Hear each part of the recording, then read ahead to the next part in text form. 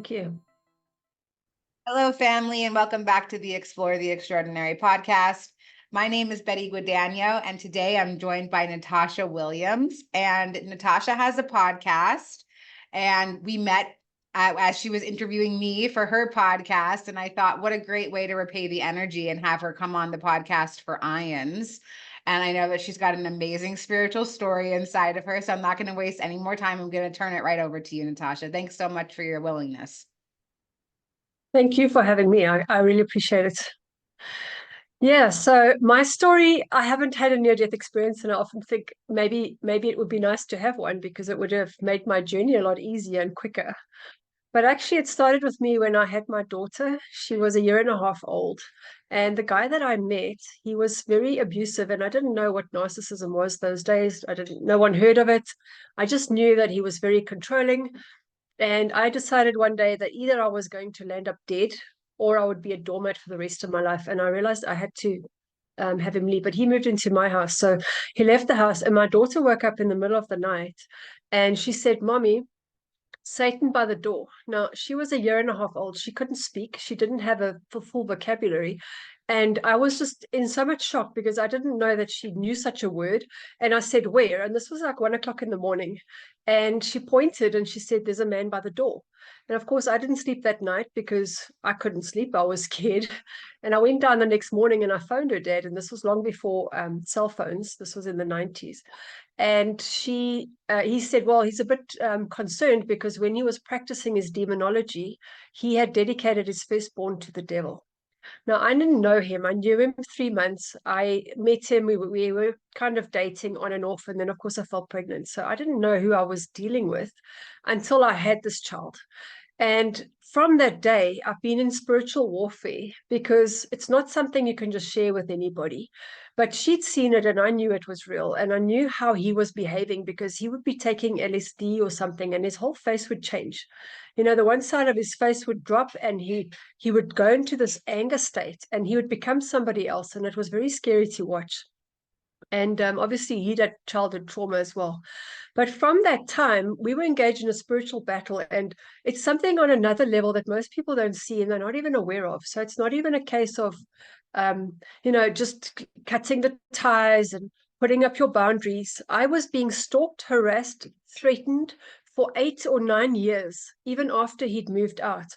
I had people following me around the house. I had people phoning my secretary. I would have up to 150 calls a day. And this lasted for years and years and years. And eventually I went to see a lady who does spiritual healing. And I said to her, "Can you please cut the cords to my daughter and myself? Because that's the way that he's coming in." Now, I had to shoot the hostage. And she said to me, "Do you really want to do that? Because if you cut the cords, then your connection with your daughter is going to change forever." She said, "It's not really going to be an altogether bad thing because when you cut the cords, you will have a different kind of relationship because her soul path right now is to be with her dad to heal whatever needs to be healed. But she's going to walk her path with you anyway." And so that's what she did. And ironically, from that moment, he stopped harassing me. I never had any calls. It literally was from that time. And yes, it did affect the impact that I had with my daughter because he was suing for custody. And it just carried on and on. He was making up all sorts of lies about what I was doing. And, eventually the judge actually wanted to put her in foster care because he said neither parent is healthy. And I was actually the one that said, "You know what, let her stay there because I'd rather she has at least a parent than be in foster with people that she doesn't even know." And not because I wasn't a good mom. But here's the thing. From then, because obviously I'd attracted this kind of guy, I then met my next husband who was also abusive, and not in the same way. It was a totally different way. And he actually was grooming my daughter. And I found out that he was doing this when she was about 6 years old. And where he'd been a protective force around me, suddenly he was now going against me as well. And he was also up to all sorts of shenanigans. And I found out over the years, I studied everything that I could about narcissism and how it works. And what I've discovered is that when people are fractured, then they allow some other entities to work through them. And of course, it's all about power and control and, recognition, whatever it is that they're looking for. And half the time, they don't even know what they are that they said certain stuff. You know, a lot of people say gaslighting, and they don't acknowledge certain things that they've done. I don't even think they remember half the time, because they were in a different body, or they were having some kind of entity talk through them. And you're not dealing with a person, you're dealing with a person and all the entities behind them. And so I've now made it my mission, and a lot of people don't see that. They might say they'll put up boundaries, but they don't cut the spiritual ties. They don't cut that cord. And that cord is what binds them. You know, a lot of women that I work with are trauma bonded. And they go into a space where they are so desperately looking for that person, even though they treated them badly. But they didn't cut that cord. So energetically, every time they're thinking of that person, they're feeding them the energy. And I found it so interesting, because there was a time that just after I left my second husband, I took my kids, my son, I had a son with my second husband. I took my kids down to the coast, and all the way down, I had such bad backache. I couldn't sit, I couldn't lie down, I couldn't breathe. I was in so much pain. And I went downstairs because I didn't want my kids to see me crying, because I didn't know what to do with myself. And I phoned my friend, and she said, you know, your husband was always such an energy vampire. And I just knew instantly, he's sucking the energy out of me. It doesn't matter that I'm 6 hours away from, you know, from home. He can connect in with me. And as soon as I put a bubble of energy and protection around me, my backache was gone. It was instantly gone. And people don't realize how much we are losing our energy to people. Every time you interact, every time you engage with someone, there's this energy exchange that's happening. And they might think, well, nobody can see, but on the spiritual realm, everything can be seen, you know, and you would be aware of that. Everything is seen, everything is noticed, but there are some people that are not at a higher level, and they're just out there to get whatever they can at this level. And if you want to attain that kind of higher frequency, you can't be giving out your energy to these kinds of entities all the time, because they're just going to suck you dry. And it's just a matter of clearing out, and having your boundaries in place. So yeah, in a nutshell, that's my story. Wow, that is a lot. We didn't really talk about what your story is. I mean, I read a little bit about it. That is really fascinating. And I don't think I've ever interviewed somebody who has gone this deeply into the other side of the spiritual world, you know, because obviously we're here on Earth, we're having a dual experience. It's about light and dark. And so I hear that you have a lot of experience with dark, and thank you for your effort in your spiritual warfare and the soldier that you've come here to be. And I'm curious if maybe, do you have some experience with the light? Do you have any stories to share about your experience with the dual side of this? Well, as you engage more and more with these people that are so dark, you have to kind of take a stand. And I took a stand that I decided, because from that day that I found out that my daughter was dedicated to the devil, I said, well, then I will dedicate my firstborn to God, and let's see who wins. So it's kind of like I've taken up arms and said, well, that's what I'm going to be. And there's days that I really feel very connected, but at the same time, I don't hear voices. I don't get messages. It's almost like I feel like I'm on my own, and it's by design. that other people get to have that, and they're saying, no, you came here because you wanted to do this on your own. That's the kind of feedback that I get. But what I've also noticed is that because of what I've been through, I've had a lot of people that haven't had the confidence, that haven't had the experience that I've had, that I'm able to kind of be that warrior. I call myself the dragon slayer. It's almost like bring it on, because I have a very strong energy, and I find that I'm stronger than most, and most people will back down, because through all the experiences that I've had, I've actually never had any serious physical injury. I've never encountered anything bad that ever happened, and I've been in some really hairy situations. And I know that somewhere along the line I'm being guided so that I can tell the story, so that people can stand up and not be afraid. Because as soon as you confront the fear, the dark goes away. It can't function in the light. They are more afraid of you than you are of them. And it's just about acknowledging your own fear. And I have a theory, you know, and maybe you'll agree, maybe not, but I say, if everybody has a thought that there's dark everybody thinks at some point, I wish this person would die, or, I hate this person, I wish something bad would happen, but we don't act on it. We have these thoughts, but we don't act on it. So where do those thoughts go? They can't just disappear. Energy can't disappear. So it goes underground. And because it gets suppressed, somewhere else, somebody picks up on that thought and says, you know what, I'll act it out. I'll go kill that person. And then you get a serial killer. And then they will even say, you know what, I am doing you a favor. Everybody, you wanted those people dead, so I'm going to do it for you. And then everybody goes into this big space of, how could they do that? And, I'm good, they're bad. Meanwhile, they're acting out these subconscious thoughts that we don't act out. So if you want to stop having serial killers, integrate those thoughts in yourself. Stop having those thoughts. If society didn't have the thoughts, those people wouldn't exist. And so it's about owning your dark side. And that's pretty much the way I see it, because as you say, we are both. We are dark and we are light. Wow, that's a really interesting theory. And my mind is obviously going in 1,000 different directions. We could talk here all day and debate this, or, like consciously create out of it. So yeah, one of the things that came up for me while you were saying that is, like, are these our thoughts? Are they the thoughts of the collective? Have they always been there? Are we just kind of tapping into a negative thought because it's always existed? Is that the purpose of the Earth experiment, was to see if we could find our way out of the negative thoughts? I study A Course in Miracles, which is a metaphysical text, and it tells me that this whole world is a dream that was spiraled off of one tiny mad idea. So when I hear things like that, I think, well, that's the tiny mad idea, and I don't have to dive into that. I can choose to focus my energy somewhere else.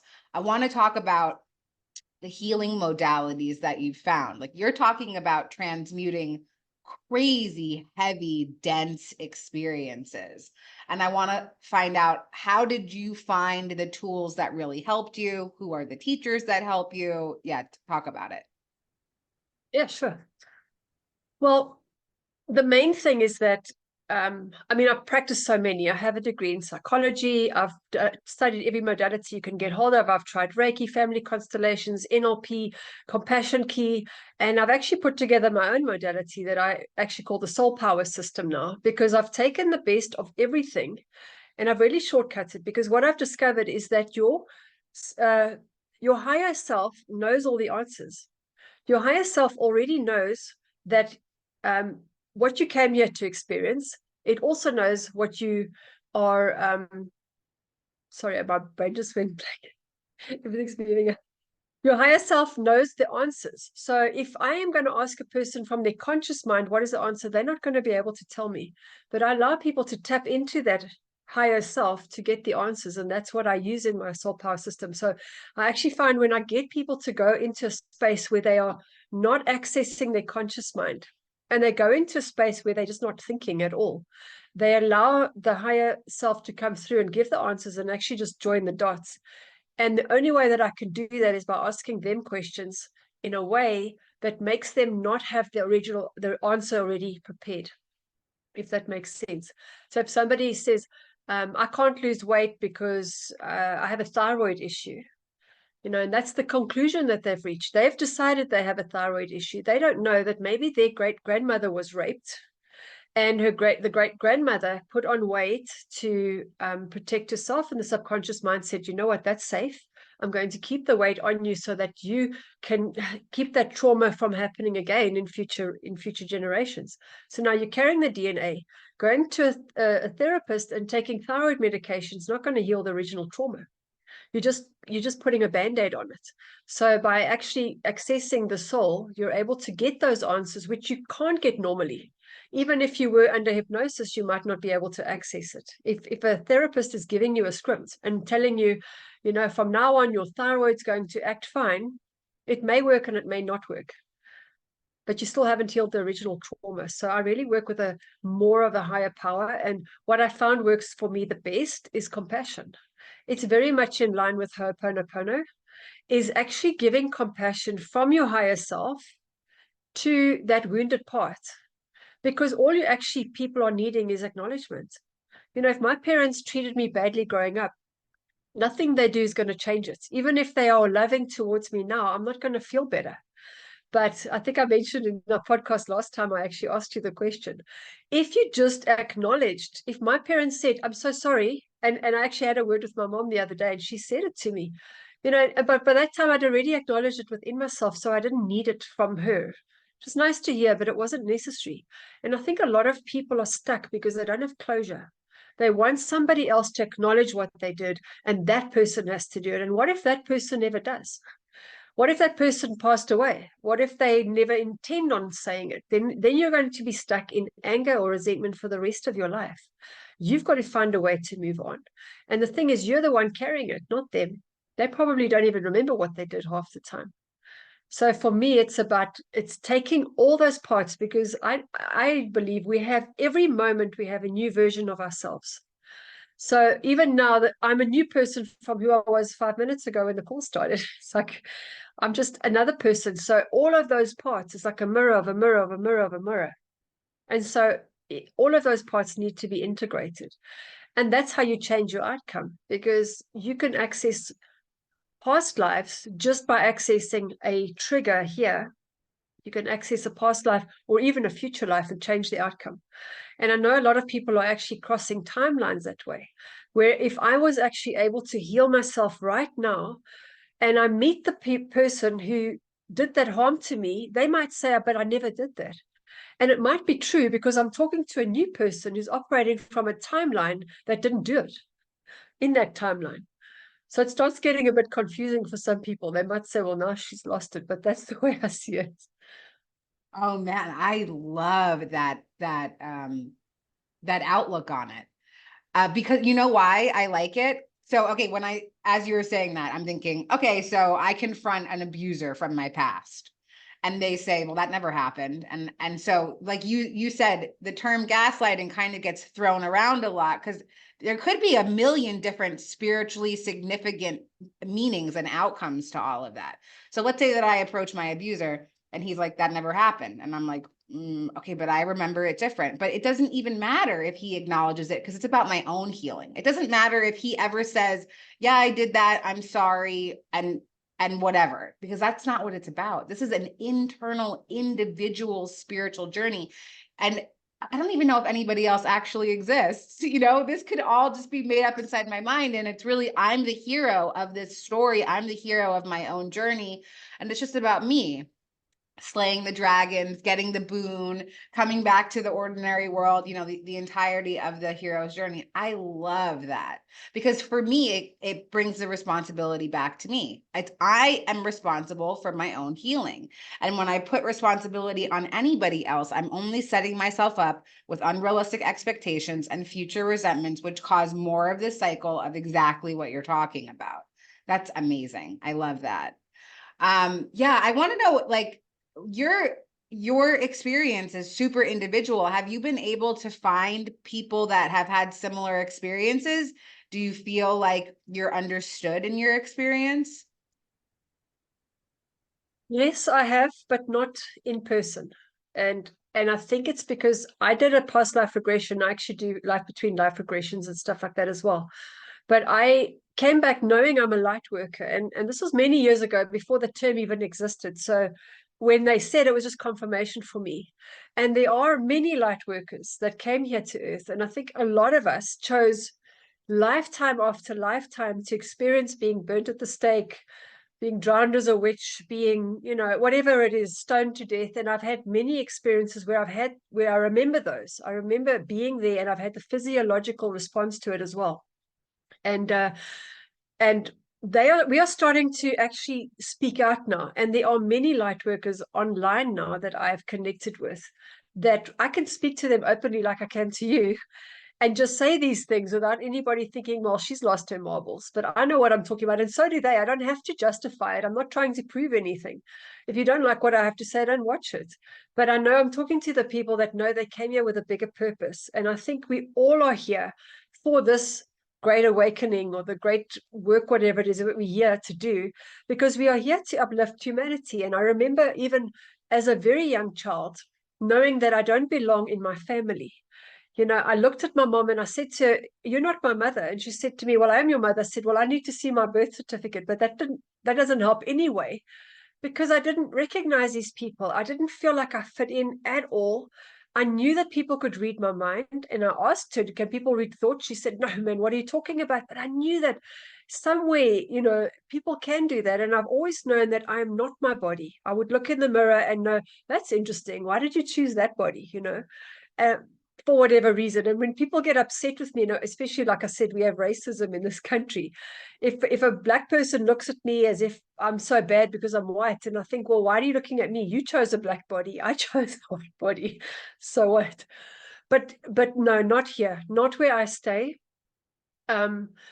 Some people kind of tolerate me, but if I were to have this open discussion like I have with you, very few people get it. I have a lot of people online that I can speak to, but for the majority, most people are pretty much, what you see is what you get. They don't really understand. Although it's happening more and more, especially with my clients, that when I talk to them about the spiritual narcissism, the spiritual warfare, they totally get it.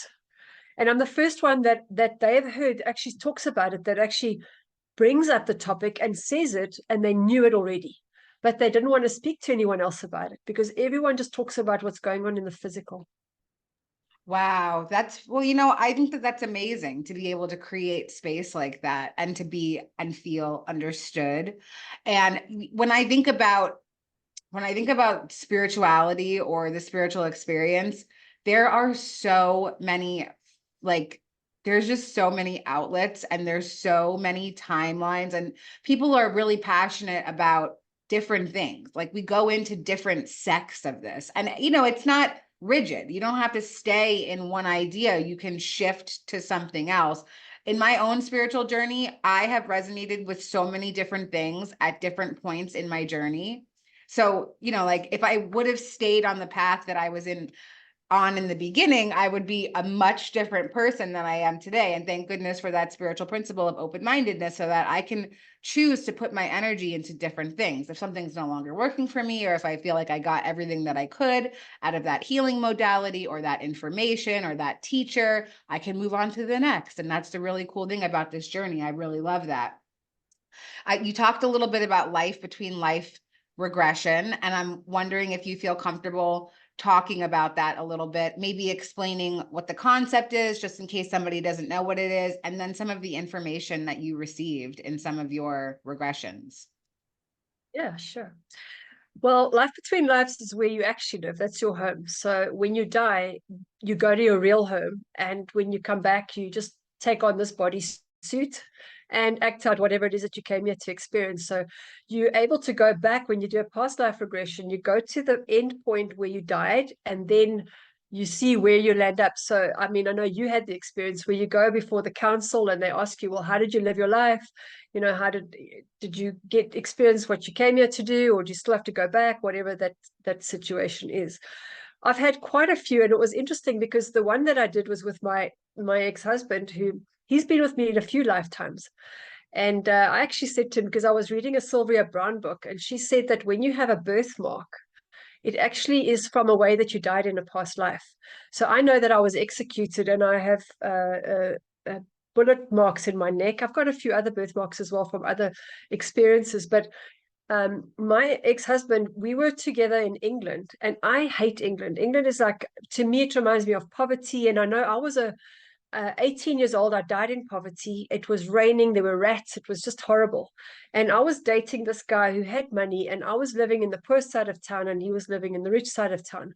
And when I did a regression on him, he told me that he was a squire, and he was the son of a barrister or something, or the other way around. I can't remember. And he was going to inherit his dad's fortune when he turned 40. And he was just used to go down to Central Park, and he would womanize. Those were the days of Victorian days where the women used to wear gloves and be all dressed up with their parasols.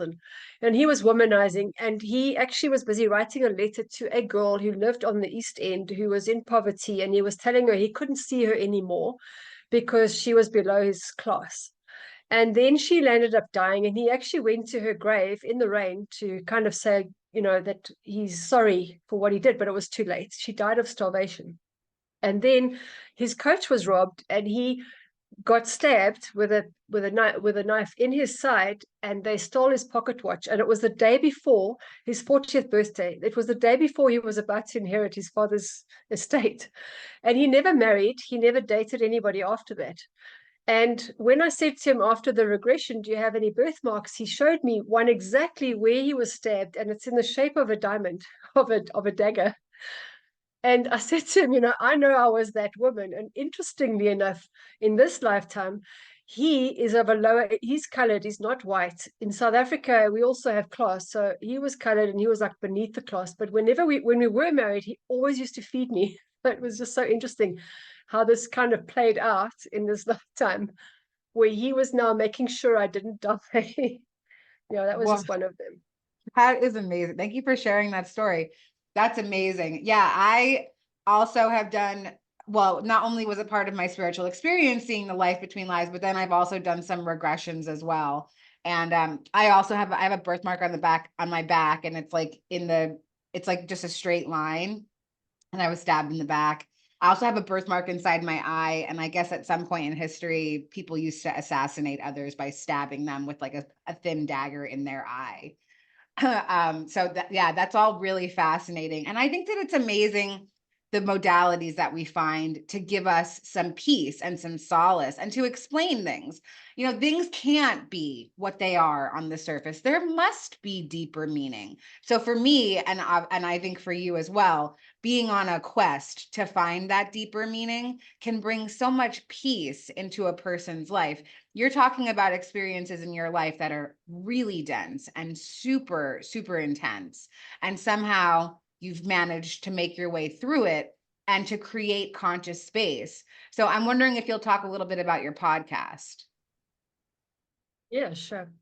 Well, because of the way we act right now and the way that we're being censored left, right, and center, people are being, especially with lockdowns, we were being held separate and kept away from each other because that's, of course, another form of control. And how do you have a voice? How do you have a movement when everybody's in their own little island? So I started the podcast because for me, it's important that people are able to see that there are other people that have done the journey. They can learn from their experience and they can see that they're not alone. And it's just a way to get the word out there and the message out there that we are not alone, even if you think that you are. We're never alone. Even if I know that in my world right now and I'm getting no indication from spirit world, I still know that in itself means that I'm with somebody, because it's almost like they're sitting back. I get the feeling they are like they're sitting back and saying, we're just watching you. You wanted to do this yourself. We'll step in if we need to. And they have done that, I'm sure.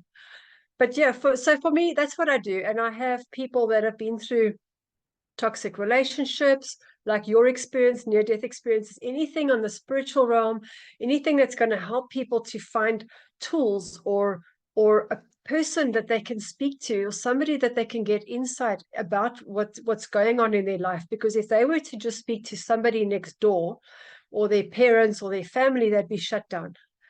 And they're in so much pain. And I've seen, because I'm on a lot of these Facebook groups, we see these people are in so much pain, and all they do is just share their pain. But nobody else can give them the answer. So if I can get people that are actually able to say, look, I have been there. This is the way you can go. Try this. That will help them already take a step up than just staying in victimhood and actually realizing that that's just temporary. It's not, if you choose to stay there for a long time, that's up to you, but you don't have to stay there. You can step out and you can do something else with your life. I love that. Yes. If Natasha and I can heal our wounds, anybody can. Okay. And I love that you're creating space for people to find how to do that. And I love the idea of creating conscious space, especially feeling called to it. I love everything that you said about being a light worker and knowing that this is your path. To transmute negative energy and to spread light. And I think that it's so powerful and it's so amazing. And I want to thank you so much for taking time out of your day to come and share all these really vulnerable pieces of yourself with us. And I just want to see if there's anything else that you'd like to share to feel more complete about our time together today. Yeah, just that if you heal everything inside of you, you change the outer reality by by thinking somebody else must change, and it brings me back to that theory. If you're trying to stop serial killers by locking them up in jail, you're not going to stop them. You stop them by changing your own thoughts about your own belief, and that by raising your vibration, you allow somebody else to do it. And so eventually you lift the collective. And you can do it. Everybody has the ability to create miracles on their own. So you don't have to try and fix anybody. You just have to heal yourself. And that's just, it sounds simple, but it is. It's just that.